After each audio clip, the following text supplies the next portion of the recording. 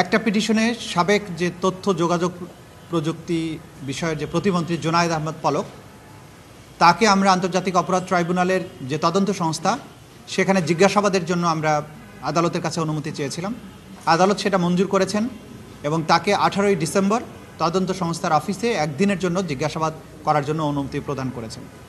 তাকে জিজ্ঞাসাবাদ করতে চাওয়ার প্রধান কারণ হচ্ছে এই আসামি মন্ত্রিসভার সদস্য হিসেবে জুলাই আগস্টে ছাত্র জনতার উপরে সংগঠিত যে গণহত্যা, মানবতাবিরোধী অপরাধ, সেগুলোর পরিকল্পনা বাস্তবায়নের ব্যাপারে সরাসরি দায়িত্বপ্রাপ্ত ছিলেন এবং এটার সুপিরিয়র রেসপন্সিবিলিটি যার উপরে বর্তায় সেই সাবেক প্রধানমন্ত্রীর সাথে এই জোনায়েদ আহমদ পলকের ঘনিষ্ঠ সম্পর্ক ছিল এবং এই সব পরিকল্পনার ব্যাপারে তিনি জানতেন। সেই পরিকল্পনার ব্যাপারে বিস্তারিত তথ্য উদ্ঘাটনের জন্য তাকে জিজ্ঞাসাবাদ করা প্রয়োজন।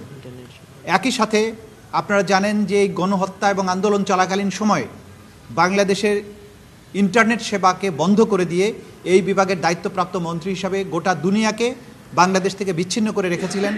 এই গণহত্যার তথ্য মানুষের কাছে পৌঁছার ব্যাপারে তিনি বিঘ্ন সৃষ্টি করেছিলেন এবং এইভাবে একটা বাংলাদেশের মধ্যে সংগঠিত এত বড় একটা অপরাধ, গণহত্যা, মানবতা বিরোধী অপরাধকে গোটা দুনিয়া থেকে আড়াল করার মাধ্যমে গণহত্যার অপরাধটাকে ধামাচাপা দেওয়ার চেষ্টা করেছিলেন। এই ব্যাপারে বিস্তারিত তথ্য উদ্ঘাটনের জন্য তাকে জিজ্ঞাসাবাদ করা দরকার। এই কারণে তদন্ত সংস্থা আমাদের কাছে অনুরোধ জানানোর প্রেক্ষিতে আমরা আদালতের কাছে আবেদন করেছিলাম। সেই প্রেক্ষিতে আদালত আমাদের আবেদন মঞ্জুর করেছেন এবং একদিনের জন্য তাকে জিজ্ঞাসাবাদের অনুমতি প্রদান করেছেন।